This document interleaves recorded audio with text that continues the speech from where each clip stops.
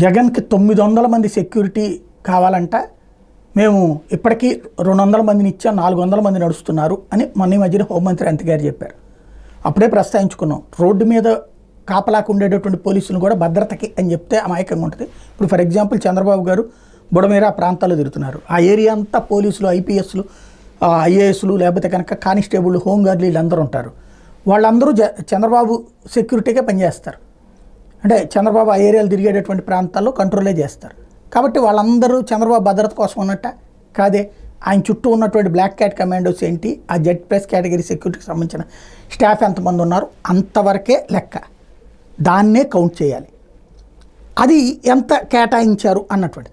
కానీ జగన్ విషయంలో అలా కాకుండా 900 మంది ఉన్నారు. ఇది ఇంతకుముందు 118 మందో ఏమో ఉండేవాళ్ళు సీఎంగా ఉన్నప్పుడు, ఈ 180 మందో ఏమో ఉన్నారంటారు. ఇప్పుడు 118 మంది అనుకుంటా.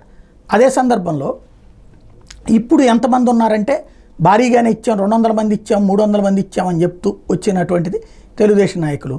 ఇవాళ హైకోర్టులో జగన్ భద్రత మీద అఫిడవిట్ వేసిన సందర్భంగా స్పష్టంగా ఆంధ్రప్రదేశ్ రాష్ట్ర ప్రభుత్వం చెప్పిన లెక్క ఎంత అంటే 58 మందితో భద్రత ఇస్తున్నాం అని చెప్పారు. అది అసలు విషయం. జగన్కి భద్రత 58 మందితో ఇస్తున్నారు. వాస్తవంగా సీఎంకి ఇచ్చేంత సెక్యూరిటీ ఇవ్వరు. చంద్రబాబు గారు మాజీ సీఎం అయినా కూడా అప్పట్లో 100 మందికి పైగానే ఇచ్చారు. ఎందుకు అంటే ఆయనకి థ్రెట్ ఉంది అన్నటువంటి కారణం.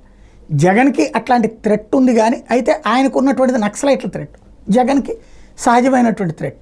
కాబట్టి ఇక్కడ అంతమందిని ఇవ్వరన్నది కామన్. కాకపోతే వందలాది మందిని ఇప్పటికీ జగన్కి భద్రతకి ఇస్తున్నామని చెప్పేది అబద్ధం అన్నటువంటిది ఇక్కడ స్పష్టమైంది.